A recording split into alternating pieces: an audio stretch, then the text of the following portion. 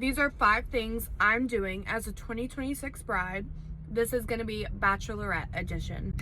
First thing I'm doing is I'm so OCD and type A. There are so many trucks parking around me. It's freaking me out. Locking my doors. I'm actually planning my own itinerary. I just love when you actually have a basis itinerary to go off of when you go somewhere. Especially, I am going with a large group. I have 14 girls in total. So it's a lot of people to try and coordinate throughout the days. And it kind of just gives them a little base of what we're doing each day, how they should pack or dress or whatever. So that is what I'm doing, and I didn't really want to put that on my maid of honor. I wanted to plan it myself. So second thing, I had a couple activities I wanted to specifically do. One activity in particular, I wanted to do a beach bonfire and do s'mores and have pizza for dinner and have a whole like beach bonfire night. Second thing I wanted to do was I wanted to have a charter take us to Crab Island, which is a popular sandbar in the 30A area.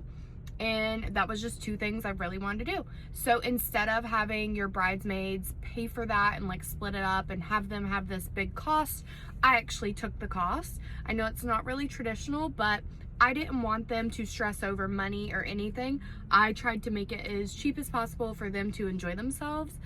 Third thing I did was I am, of course, having a destination ceremony for my wedding. And I didn't want to have like all these bridesmaids that felt committed to going to the destination. So I specifically picked the bridesmaids that I thought would be able to go and, you know, make that commitment for my bridesmaid label. But all of my other good friends that I would have loved to have as bridesmaids if I had it like at my hometown, I invited them on my bachelorette trip.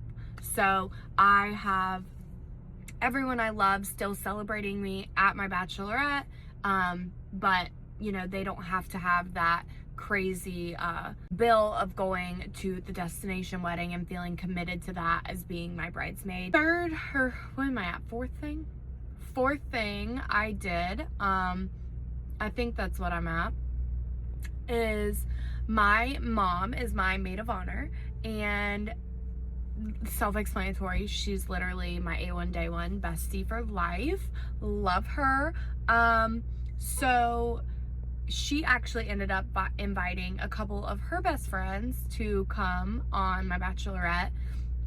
And I just think it makes it even more fun because we go on girls trips like all together. They're a blast. So they're like, you know, my second and third and fourth moms. I love to have them. And I also invited my mother-in-law. I know a lot of brides probably wouldn't, but I love my mother-in-law. So honestly, more the merrier. I do have a blessed second family, so that is one thing I'm really thankful for. But yeah, and I think this is the final 5th thing. I feel like I may have said 6 things. Anyways, last and final thing I guess I'll rant about is I did not want like a clubbing nightlife vibe for my bachelorette. I wanted shopping, bikinis, martinis, bottomless mimosas, soaking sun in, you know, cutesy Pinteresty vibes. That was me. Like, that's what I wanted when I pictured my bachelorette.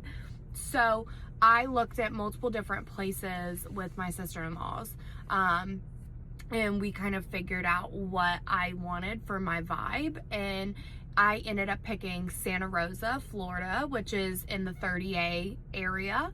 And it's just like a really cutesy Pinterest beach town. I'm really, really excited. So if you do have any good recommendations on 30A, would love to hear them because I've never been. It will be my first time. So I'm kind of only going off of, you know, reviews and recommendations of what I see online. But yeah, so excited for that. And I am definitely gonna share more about my planning for being a 2026 bride because I think it's just such a fun time, and I just feel like this year upcoming is amazing and I'm so excited. So yeah, follow along for more.